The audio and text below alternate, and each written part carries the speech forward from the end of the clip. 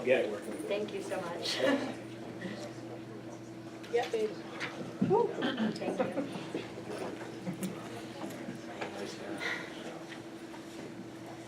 I never got to meet my great aunt Sandy. Neither did my mom, and neither did my grandmother, her sister. My great aunt Sandy died when she was just 3 years old from polio. If there had been a vaccine at the time, my great aunt Sandy could have lived. She could have gotten married. She could have had kids.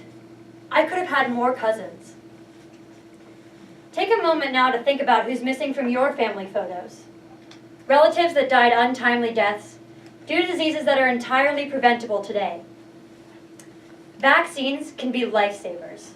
And today, due to widespread vaccination, polio has been entirely eliminated from the United States. Now, everyone here remembers going to the doctor in the summer before school to get their shots, and most of us in the audience right now remember going before Vanderbilt. But what you might find interesting is that if you read this fine print, Vanderbilt only requires the chickenpox vaccine, the measles vaccine, and the meningitis vaccine only if you live on campus. And even those have other exemptions. There could be people around us right now who are not immunized and pose a direct threat to your health, to my health, and to the health of the university as a whole. This is why I believe the U.S. federal government should require parents to vaccinate their children. Our current policy is resulting in a number of harms and is putting millions of innocent people at risk. And I believe a federal law will help improve the health of this country and the world overall. Before we begin, there are a few things that we need to understand about vaccination.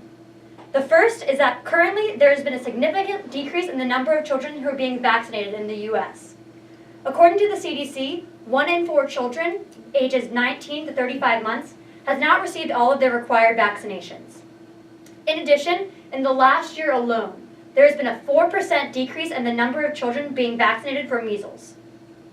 Secondly, there is currently no federal law requiring parents to vaccinate their children.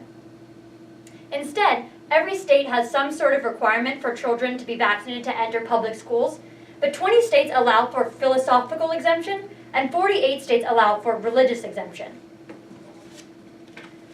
So there are 2 major reasons why not vaccinating our children is harmful. The first major reason is that not vaccinating our children is bringing back diseases that were previously eradicated. Currently in New York City, my hometown, there is an outbreak of measles. According to the CDC, measles was entirely eliminated from the globe, from the United States, in the year 2000. See, the measles is an incredibly contagious and deadly disease, and it's characterized by fevers, rashes, and spots in the mouth. According to the CDC, 80% of the cases of measles in 2013 occurred among those who were not vaccinated. And a full 79% of those people cited, quote, philosophical differences as their reason to opt out of this vaccination. This disease is spreading fast due to the increased popularity of opting out of vaccinations. But this isn't just happening in New York City. A few weeks ago, California health officials issued a statement to every single person that rode Bay Area transport that they may have been exposed to measles due to one man on the train who was not vaccinated. Bay Area transport is the 5th most used transport system in the world with an average of 400,000 riders per day. In addition, this unvaccinated man was a college student at UC Berkeley, and the university issued a statement to their students warning them that they may have also been exposed to measles. This easily could happen at Vanderbilt. In the course of one day, one man exposed nearly 500,000 people to measles. By not getting vaccinated, we are endangering the lives of everyone, not just ourselves, and we are contributing to a worsening public health. The second major harm in not vaccinating our children is that, while not as serious as exposing thousands of people to a deadly disease, is that it's costing us millions of dollars a year. According to the Journal of Infectious Diseases, in 2011, to stop a 14-person outbreak in Arizona of measles, the Department of Public Health had to track down and interview 8,500 people. 7 Tucson hospitals had to furlough staff members for a combined 15,000 work hours. And 2 patients were actually admitted to the hospital for a combined $800,000 worth of treatment. According to the CDC, this was all caused by one man who entered an Arizona emergency room that was not vaccinated. According to the CDC, the number of measles cases tripled in 2013 to 175 cases. This means that from pure hospitalization alone, this cost our country $70 million. Combined with the man-hours from the Department of Health, this cost our country hundreds of millions of dollars.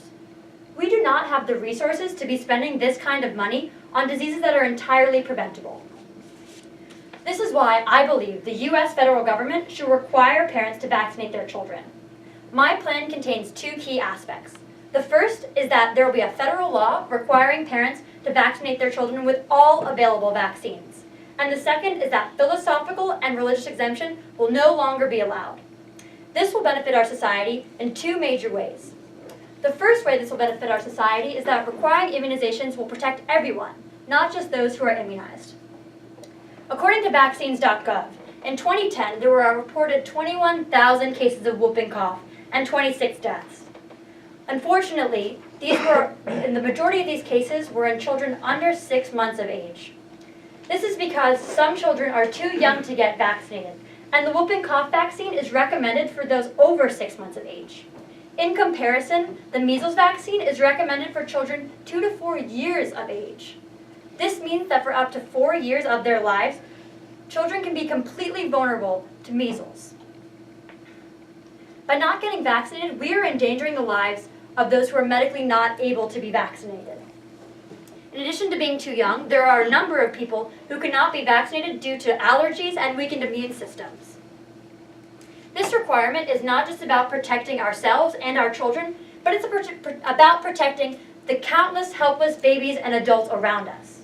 You should not be allowed to risk public health and safety solely for your own personal beliefs.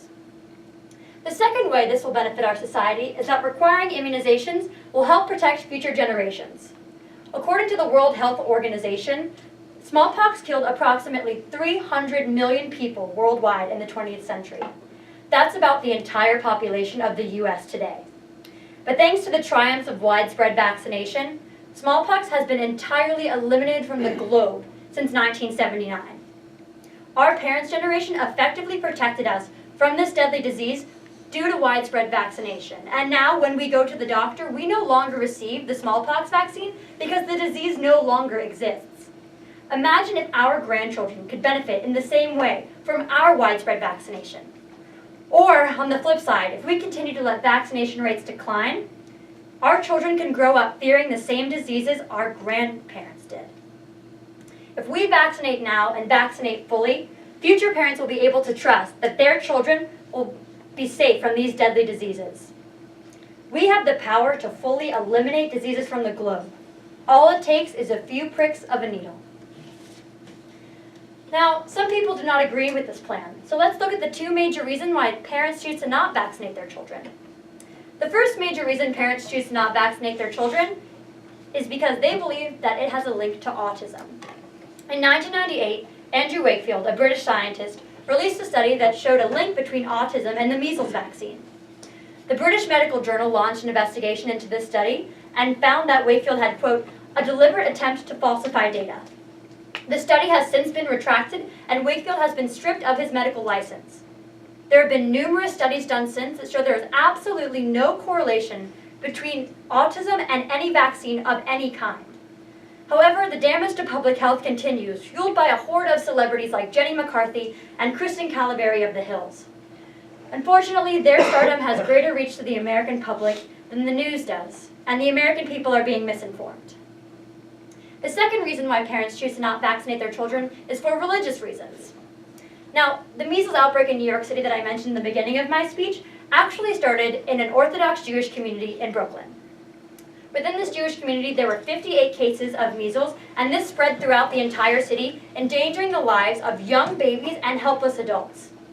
Now, I believe religion is a personal choice, and I believe people should have religious freedom.